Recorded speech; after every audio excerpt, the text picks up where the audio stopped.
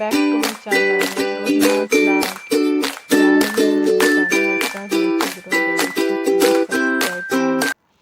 ಇವತ್ತಿನ ವಿಡಿಯೋದಲ್ಲಿ ನಾನು SSLCಯ ಪರೀಕ್ಷಾ ಡೇಟ್ ಕೊನೆಗೂ ಹೊರಬಿಂತು, ಇದರ ಬಗ್ಗೆ ಸಂಪೂರ್ಣ ಮಾಹಿತಿಯನ್ನು ಕೊಡ್ತಾ ಇದ್ದೀನಿ.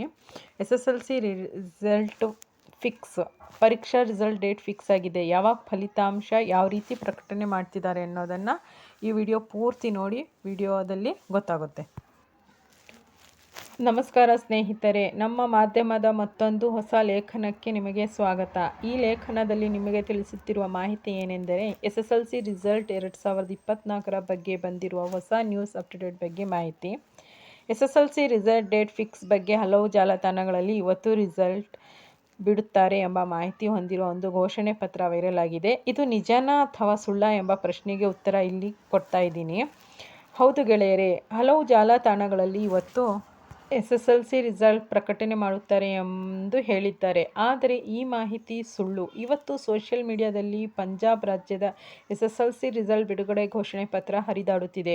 ಅದನ್ನು ಕರ್ನಾಟಕ SSLC ರಿಸಲ್ಟ್ ಎಂದು ಎಲ್ಲರೂ ಕನ್ಫ್ಯೂಸ್ ಆಗಿದ್ದಾರೆ. ಹಾಗಾದರೆ ಕರ್ನಾಟಕದ SSLC ರಿಸಲ್ಟ್ ಅನ್ನು ಯಾವಾಗ ಬಿಡುತ್ತಾರೆ ಎಂದು ತಿಳಿಯಲು ಈ ಮಾಹಿತಿಯನ್ನು ಸಂಪೂರ್ಣ ಓದಿ.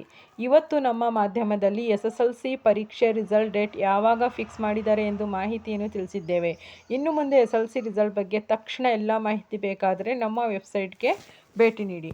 ಹಾಗಾದರೆ SSLC ರಿಸಲ್ಟ್ ಯಾವಾಗ ಬಿಡುತ್ತಾರೆ ನಮ್ಮ ಕರ್ನಾಟಕದಲ್ಲಿ ಅಂತ ನೋಡೋದಾದರೆ, ನಮ್ಮ ಕರ್ನಾಟಕದಲ್ಲಿ 2024ನೇ ಸಾಲಿನ ಅಂದರೆ ಈ ವರ್ಷದ SSLC ಪರೀಕ್ಷೆ ಮಾರ್ಚ್ 25ರಿಂದ ಶುರುವಾಗಿ ಏಪ್ರಿಲ್ 6ನೇ ತಾರೀಕು ಮುಕ್ತಾಯಗೊಂಡಿದೆ. ಆದರೆ ಪರೀಕ್ಷೆಯ ಪೇಪರ್ ಪರಿಶೀಲನೆ ಏಪ್ರಿಲ್ 15ನೇ ತಾರೀಕು ಶುರುವಾಗಿದೆ. ಪೇಪರ್ ಪರಿಶೀಲನೆ ಮಾಡಲು ಕನಿಷ್ಠ 15ರಿಂದ 20 ದಿನಗಳಾದರೂ ಬೇಕಾಗುತ್ತೆ. ಆದರೆ ಮುಂದೆ ಲೋಕಸಭಾ ಚುನಾವಣೆ ಇರುವ ಕಾರಣದಿಂದಾಗಿ ಪರಿಶೀಲನೆಯನ್ನು ಬೇಗ ಮಾಡಲು ಸರ್ಕಾರ ಮೌಲ್ಯಮಾಪಕರಿಗೆ ಆದೇಶ ನೀಡಿದೆ. ಇದನ್ನು ಗಮನದಲ್ಲಿಟ್ಟುಕೊಂಡು ಈ ತಿಂಗಳು ಅಂದರೆ ಏಪ್ರಿಲ್ ತಿಂಗಳ ಕೊನೆಯ ವಾರದಲ್ಲಿ SSLC ರಿಸಲ್ಟ್ ಪ್ರಕಟಣೆ ಮಾಡಬಹುದು ಎಂಬ ಸುದ್ದಿ ತಿಳಿದುಬಂದಿದೆ.